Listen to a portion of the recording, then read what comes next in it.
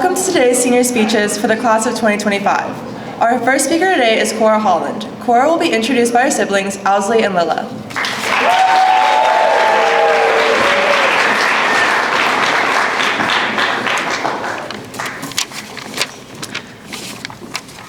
Over the past few years, I've been very grateful that me and Cora's relationship has evolved into one as friends and not just siblings.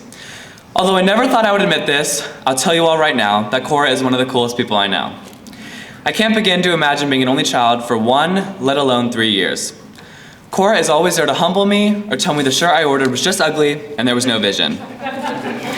This being said, I still truly enjoy hanging out with her, especially when I have somewhere to go and my parents can't take me. Our typical activities include getting our nails done, restocking our household supply of kombucha, and going to hot yoga. That was until I lost consciousness when I was doing downward dog. I'm constantly self-tanning her back and helping her pick out her outfits, but in the end, it's about the sentimental times I get with Cora throughout the day. Inviting each other into our rooms to chat and debrief the day, family dinner where all the attention isn't just on me, me waiting for her or her waiting for me in the morning to walk to school. That's the thing I'm gonna miss most, having my best friend under the same roof as me. Nevertheless, I'm so excited for your college experience, and I already can't wait to hear all about it.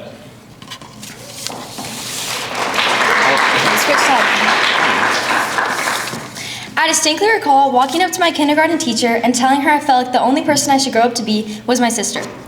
In response, she told me that, while that's very kind, I didn't have to be like her, and that I could grow up to be my own person. But over the years, I realized that without Cora, I truly would be half myself. For as far back as my memory goes, my sister has been doing everything in her power to help me. Whether that be helping me find what I love, what I don't love, what makes me happy, or what makes me really sad. As I've grown up, the things I've needed from her stopped involving how to act in a zombie apocalypse movie or how to be a spy using household items. Now, there have been numerous moments in which I need someone to tell me if I'm being dumb or when I'm making the wrong decision, and so I call my sister. Numerous moments in which I need someone to tell me that I shouldn't wear a certain top out of the house or that I should put on different shoes, and so I call my sister. More than that, there have been numerous instances in which I need someone to tell me that everything will be okay. When I need to end my search for comfort or my thoughts fall to hopelessness, I call my sister. This being said, she has proven time and time again to be more than necessary factor in my life, one that I cannot function without. And so, I'm obscenely excited for Cora's future, but not only that, I'm excited for the future of the people that surround her, as I can tell you with full certainty that she would continue to help those people just as she's helped me. Without further ado, our best friend, Cora Holland.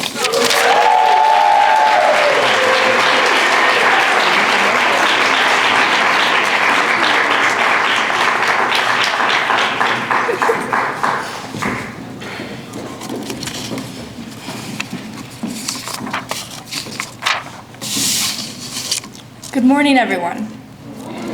Happy Mardi Gras. Okay.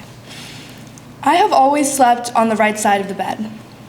I don't know why, but ever since I can remember, in all 5 houses I lived in before the 9th grade, I slept on the right side of the bed. Then, I went off to boarding school, and I slept in a twin bed for 3 months before I came home for the first time. And all of a sudden, my first night back at my house, I cozied into the left side of my bed without even thinking. This may seem like an incredibly insignificant moment, but once I realized that this small but very consistent habit of mine had changed out of nowhere, I came to a bigger realization.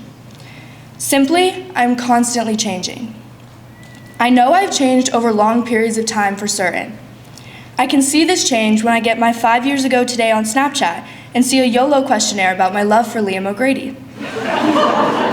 I can see it when I reconnect with an old friend and wonder how we ever had anything in common. I can see it when I pull a neon heart sweater out from the depths of my closet and feel ashamed that I ever thought it was cute. However, the more subtle and sudden moments of change, the moments when I didn't think it was possible for me to have changed in such a short amount of time, are what jar me the most.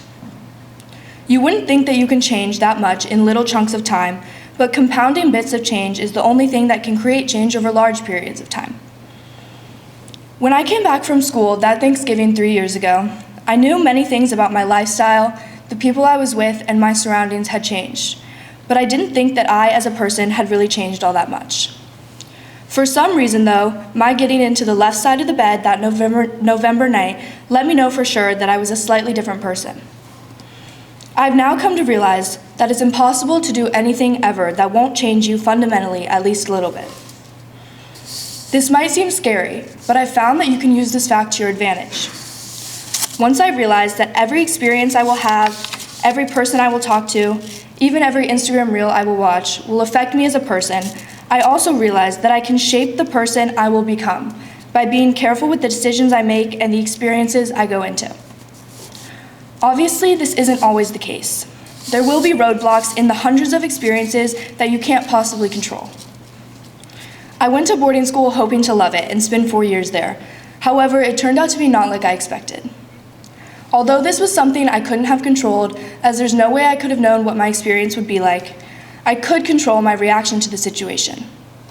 I knew that that environment was not conducive to me becoming who I wanted to be, so I decided to leave. I knew I couldn't stay someone who cried probably every other day, someone who never got a full night of sleep, and not to mention someone who had to go to school on the weekends. Although it would have been easier to stay, and I would have avoided hundreds of awkward explanations, I knew that no matter what other people thought, I had to make a change in order to grow in the way I wanted to. However, even though I've never been more grateful for any decision ever, I am also incredibly grateful for my experience at boarding school.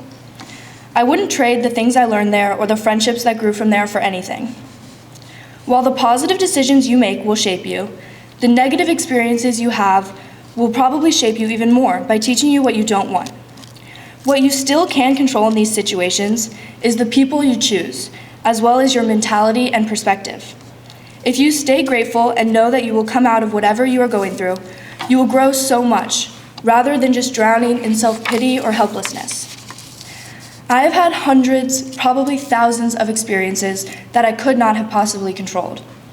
A concert I had anticipated getting ruined by thunderstorms, a teacher giving me a grade I didn't think I deserved, or someone talking bad about me behind my back. It's impossible to control how these unforeseeable and unchangeable experiences will impact you, but you can still control how you respond to them. You can dwell on the past and think about everything you could have done differently. You could curl up in a ball and never leave your room again. You can confront the person who said something about you and start a futile argument. Or you could realize that there's nothing you can do to fix the past and learn from the things that have gone wrong. You can have empathy for the people who wish to cause you harm and see their potential for change. You can trust in your perception of yourself, stick to your values, and accept that it's okay if not everyone has the same idea of you. Even though none of us can control the people around us, and most of us can't do certain things without consulting our parents, all of us can control the people we become intimately close with, the content we consume, and the mindset we go through our experiences with. Right now, as you listen or don't listen to me speak, you are changing. Maybe you are thinking about what I've told you, and your decision-making process is changing just a little bit. Or maybe you're talking to your friend next to you, and your perception of them is evolving and becoming more nuanced by hearing their opinions.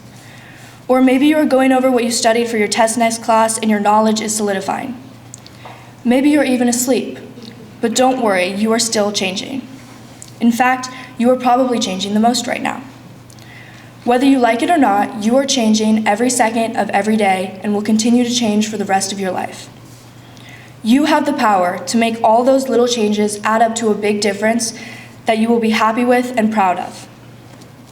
I'm going to read y'all just a little bit of one of my favorite poems because I think it nicely reiterates what I'm trying to say. This is "'Tis the Set of the Sail" by Ella Wheeler Wilcox.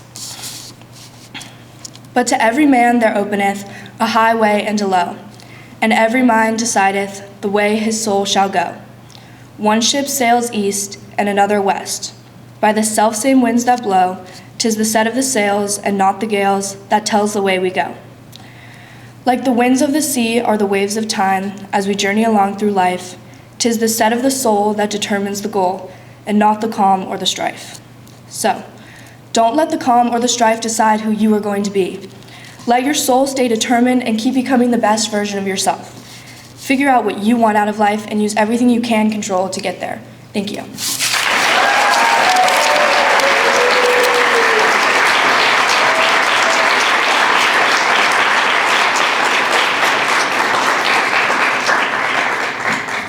Our second speaker today is Katie Hoban. Katie will be introduced by friend and fellow camp counselor Ellie Higdon.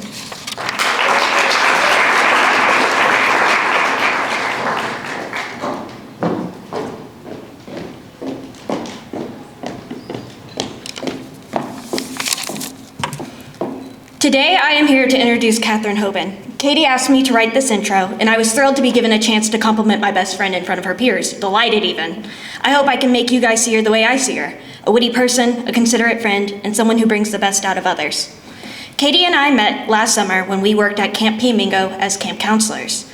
Going into training, we became fast friends, connecting over the 25th anniversary release of Star Wars Phantom Menace.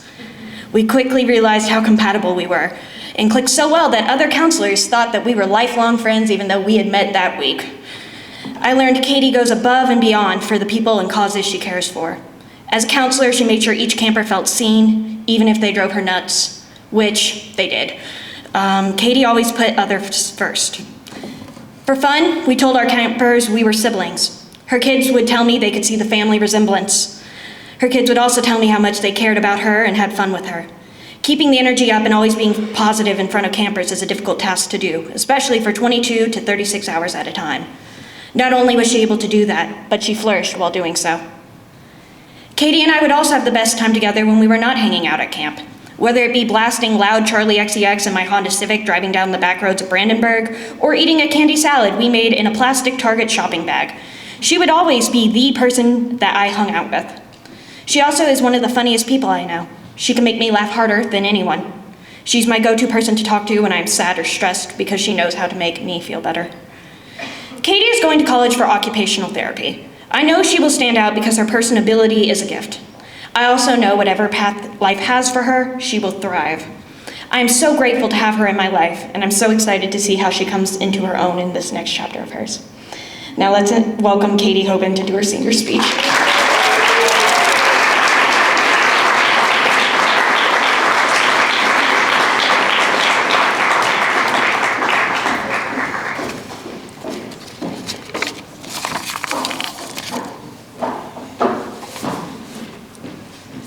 For as long as I can remember, my life and identity have been shaped by this school and community. Most of my life has been spent at Collegiate. I am one of 2 people in my graduating class who have been here since junior kindergarten. I've been at school during teacher in-service days, faculty meetings and events.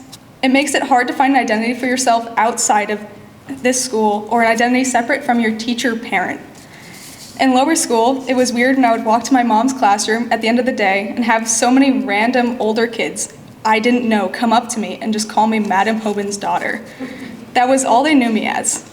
It became even weirder when I became a middle schooler myself, and everyone around me knew who my mom was. So many of my peers even had her as a teacher that they would ask me what we would be doing next class, or complain to me about an assignment, or just ask me to speak French. It made it challenging to carve out a space where I could just be myself and explore my own identity. When I went into high school, I decided to work with children at Collegiate through the faculty childcare program. I knew how to deal with kids easily enough, and I assumed that it could be easy money since I knew I would be at school anyways. I cared for teachers' children while their parents attended meetings after school and during professional development days.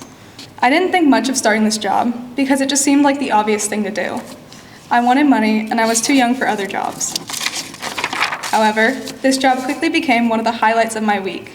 It made me realize that working with kids is not only something that I excel at, but is also something that I am deeply passionate about and enjoy.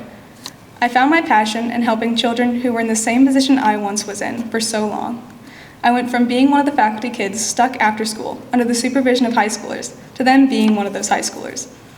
I knew exactly what it feels like to have to spend an hour or 2 after school with a bunch of other students younger and older than you who might not have much in common with you other than the fact that you're at school all the time and your parents are teachers. I put so much energy into making sure that they weren't just sitting around at school for hours, but instead were having fun. I got to know these kids. I always made time to run around with them or listen to their stories instead of just watching over them and sitting on the sidelines. It made me realize that this is something I wanted to do and continue to do. To help kids by showing them that someone is willing to understand them, talk to them, and support them in their interests, goals, and developing their own identities. In the end, despite struggling to find my identity at Collegiate through faculty childcare, it put me on the path to finding out more about myself and my passions. Last summer, I became a camp counselor for Mingo. Although I'd been to camp in the past, this was the first time I would be going without any friends to stay close to. Stepping into a new experience, away from my comfort zone, I was able to leave the close-knit community of Collegiate where everybody knew each other. For the first time, I felt like I could create my own identity from scratch, without any preconceived notions or expectations. One of the most important parts of this experience for me wasn't just the opportunity to be myself in my role with the kids. It was meeting other counselors who shared my passion for working with and helping children. Being surrounded by individuals who were equally dedicated to helping kids grow and have fun made me realize how important it is to find a space where you truly feel understood and supported. At camp, I was able to connect with people who were passionate about their work with kids, and like me, wanted to make a difference in kids' lives. We shared stories about our weeks, laughed together, and spent breaks and long nights talking about everything and anything. I could simply be myself because I was surrounded by others who were also figuring out who they were and what they wanted to do in life. These friendships felt so natural because it was a community where I could express myself in ways where I hadn't felt comfortable to before, whether it was through creative activities, leading kids in games, or just talking about life. We weren't just colleagues working, we were people who shared values and appreciated each other for who we are. Being a counselor, I was able to learn more about my passion for working with kids and what it truly means to be a leader. I had to understand that there were many roles I had to fill for the kids in my charge. I needed to push them to challenge themselves, but also be understanding of what they wanted out of camp. I had to cater their experience towards their goals, not mine.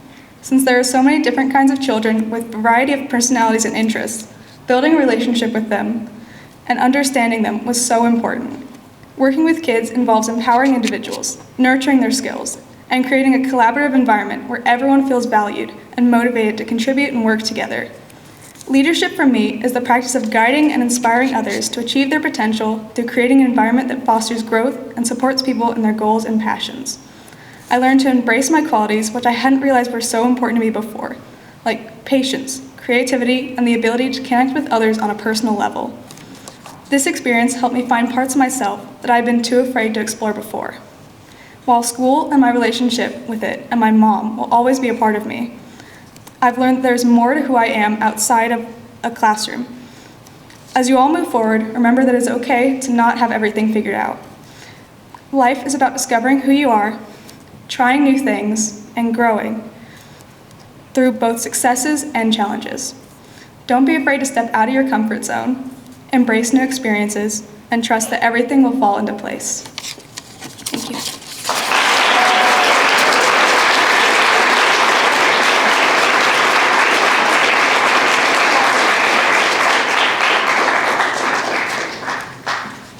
Our third speaker today is Jack Woodward. Jack will be introduced by his father, Jackson Woodward.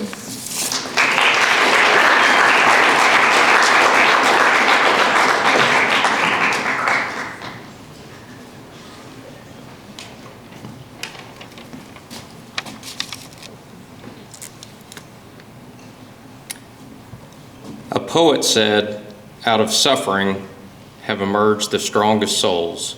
The most massive characters are seared with scars." I'm Jack's father, and Jack has a story to tell that most boys his age have not experienced.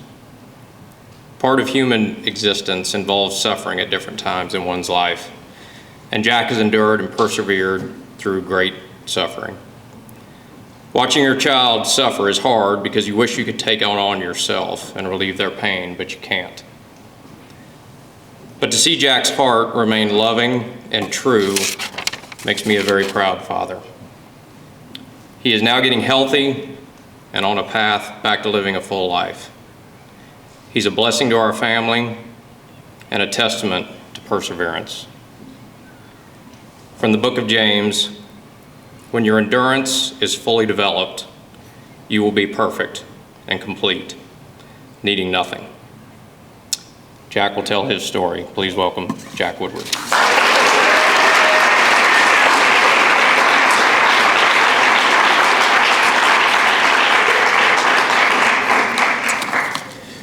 Hello, Collegiate High School. My name is Jack Woodward. Many of you may not know me, but you probably know that I'm a senior here at Collegiate. I've only been here for a short time, therefore I will tell you a little bit about my story. When I was younger, I went to lower and middle school at KCD in Holy Trinity. I was always a very happy kid and loved life. I loved sports and my friends, and I've always been passionate about things. But my life was turned upside down though. After 8th grade, I began to experience extreme mental and physical problems. My friends and the people I'd hung out with began to fade in my life. They were fading because I was dealing with problems internally for what reason I did not know yet. These internal problems were stopping me from spending time with the people I loved, and the life I knew began to seem like a distant memory to me. I went away to boarding school for my freshman year. Yes, even though I had a bunch of problems going on and I was not mentally and physically stable, and I still didn't know why at the time. My life had been great up until all of a sudden it wasn't. I had never had any of the problems I started to have, and I was scared about what was happening to me.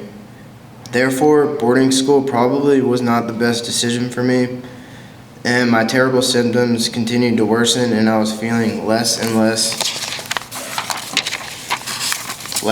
like myself. I began to get quieter, for I used to be someone who's very outgoing and impulsive, but I was becoming somebody who rarely talked. My soul was crying inside of me, but my emotions were numb. I was in a state of shock, and I didn't know how to live or what to do. I didn't tell my parents much about what was going on with me. I haven't always been the best about being vulnerable to people, so I didn't tell my parents that I was struggling. I've had a lot of pride throughout my life, which has really been broken down through my struggles, because if I had never gone through something hard, I wouldn't be talking about something so vulnerable as this to a room full of people. My pride just wouldn't let me. I continued to struggle until my junior year in high school. My parents began to catch on to my problems, and my mom was getting nervous. She talked to her friends about me, and one friend suggested that my symptoms sounded like Lyme disease and Bartonella. The symptoms of these diseases included fatigue, lessened enjoyment of things, and a high nervous system with anxiety. Because the disease can get into my brain and cause a lot of inflammation, it was making me feel worse mentally. My parents then took me out of school, and we went to Washington, D.C. to see a doctor. We talked to her for hours and hours. Then I got blood tested, and sure enough, I had Lyme disease and Bartonella and mold toxicity in my body. My white blood cell count was at an insanely low number because my body was trying to fight off diseases. After the diagnosis, I went to Dallas for a month to treat the Lyme disease and Bartonella. We did numerous treatments, but none of it worked, so after a couple of months, I went to Germany. This is where they heated my body up to a temperature of 108 degrees for 4 hours while I was under anesthesia. They did this twice, and I had a port in my chest and blood drawn every single day. I also got blood transfusions. We were there for a month. I got home and I still wasn't feeling better. We tested my blood and I was still sick. By this time, I had been out of school for half a year and would have to skip a year of school and graduate a year late. We finally went to a place in Atlanta, and at last I got better. Even though I was only there for a couple of days, it worked the best. I have been Lyme disease and Bartonella disease free for a couple months. I still had it until probably November of this year. Over the course of the time I've been sick, I became really stressed out and fatigued. I no longer enjoyed any of the things I love to do. My love for all sports, mainly playing golf and basketball, were gone. I had a constant pressure and headache in my head and didn't enjoy any of the time I spent with friends or family. My outgoing personality was gone, and I began to get timid. It was like I had forgotten all of the things I had done up until I was in high school. I'm not fully back to being myself from being sick, and I'm still kind of in my shell because I've been sick for so long, and the doctor said it would take a while for me to feel better. But through all of these things, there are some major lessons I've learned about life, and before I was sick, I enjoyed most of my days, but small things or problems would make me sad or think it was a bad day. In full truth, I never really had a bad day. Most of the moments of my days were good. I just let one bad thing determine my outlook on the day. I experienced so much joy and happiness in the past, I didn't know how hard things could really be. So think of the things that you're grateful for every morning. Think of the people you love and appreciate them. Try to find joy in every day. Do something that you enjoy doing every day, and take time to appreciate every single day you have on earth. Thank you.